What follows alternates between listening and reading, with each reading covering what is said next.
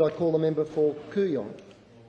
Mr Deputy Speaker, I rise to support this motion of commemoration. This week marks the second anniversary of the terrible natural disaster now forever known as the Black Saturday bushfires, an event more devastating than the tragedies of Ash Wednesday in 1983 and Black Friday in 1939.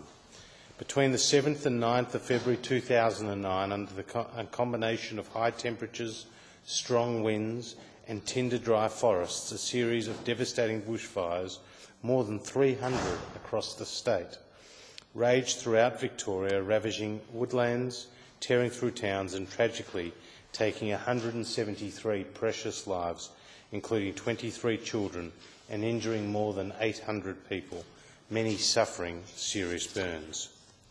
The fires that started on that hot 40-plus degree day ended after consuming over 2,000 properties, having destroyed 430,000 hectares, and hundreds of businesses were lost or damaged by the flames.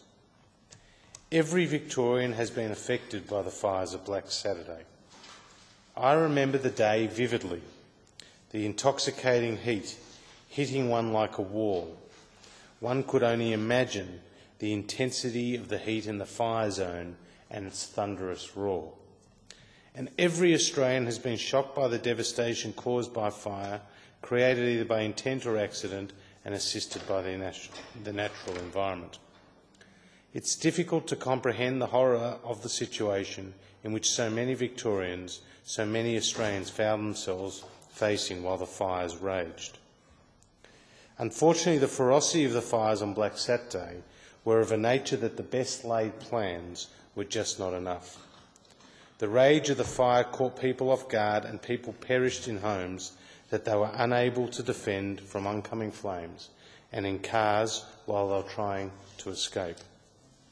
Mr Deputy Speaker, over those terrible 3 days, locations such as Flowerdale, King Lake West, Marysville, Narrabithong and Strathuan were left unrecognisable, and around 78 Victorian townships were directly impacted in the consuming path forged by the fires. We will not forget the devastation caused to Bendigo and Buxton, Callagny, Churchill, Coleraine, Dixons Creek, Druin West, Heathcote Junction, Horsham, Humvale, Canalla, Longwarry, Mittens Bridge, Matagonga, Narry Warren, Reedy Creek, Smiths Gully, St Andrews, Steeles Creek, Strath Creek, Taggart, Tulangi, Upper Plenty, Wandong, Whittlesea and Yarra Glen. The story told of survivors tells of a fire they barely saw coming, of a fire they never knew had arrived. They tell of a fire that moved at lightning speed and of a fire that leapt forward and soared high. And they tell of family, friends, neighbours and of whole communities lost. But they also tell a tale of survival.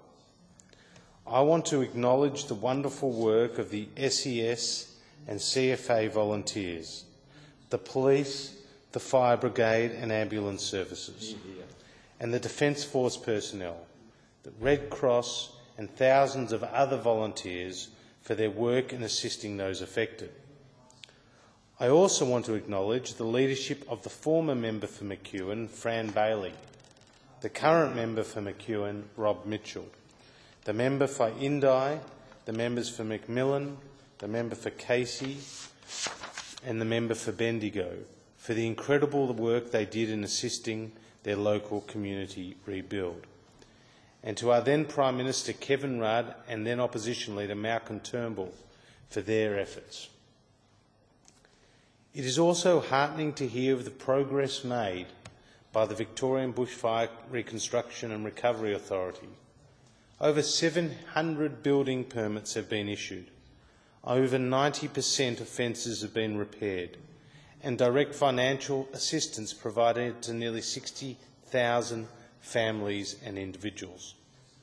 And also to hear of the new initiatives announced by the Bayou government, including a new fire recovery unit located within Regional Development Victoria and a new bushfire community support program with a personal support helpline and other services for those in need. With over 300 families continuing to access counselling and other related assistance, the importance of these services cannot be overstated.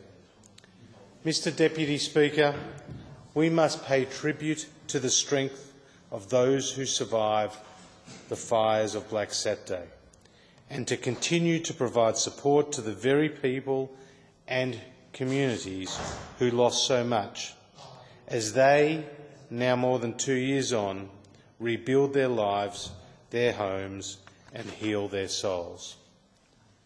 Their courage, the courage of all the communities affected by Black Saturday, continues to be a great inspiration to me and to all Australians. We have and will continue to do all we can to assist them in their recovery.